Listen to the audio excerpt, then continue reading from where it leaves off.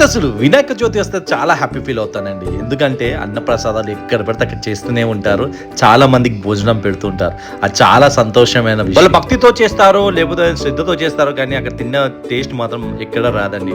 నేను మాత్రం ఫుడ్ బాగా ఎంజాయ్ చేస్తాను, చాలా ఇష్టపడతాను. ప్రసాదాలు పంచిపెట్టే వాళ్ళు ప్రతి ఒక్కరికి నేనైతే ధన్యవాదాలు చెప్తానండి. బట్ చిన్న విజ్ఞప్తి ఏంటంటే మీరు చేసేటప్పుడు ఒక 5 బస్తాలు 2 బస్తాలు పక్క పెట్టండి. ఆ పక్క పెట్టిన బియ్యం బస్తాలు వృద్ధాశ్రమం కానీ అనాథాశ్రమంలో కానీ ఇవ్వండి.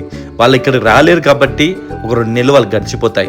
ఇది కూడా అది ప్రసాదం లాగా భావించి ఒక 2 బస్తాలు పక్క పెట్టింది అనుకోండి, మీ సంఘం పేరు మీద కావచ్చు, మీ వినాయక అసోసియేషన్ మీద వాళ్ళకి చేరుతాయి. ఇక్కడ దానాల కన్నా గొప్ప దానం అన్నదానం అండి. అది కూడా చేరాల్సిన చేరితే చాలా తృప్తిగా ఉంటుందండి. మేము తిన్నాము, మీ ప్రసాదాలు చాలా బాగున్నాయి. చిన్న విజ్ఞప్తి అండి, ఎందుకంటే వాళ్ళకి బియ్యం దొరకక చాలా మంది బాధపడుతుంటారు. మీరు అలా ఇచ్చిల్లంటే వాళ్ళకి ఎంతో హ్యాపీ ఫీల్ అవుతారు.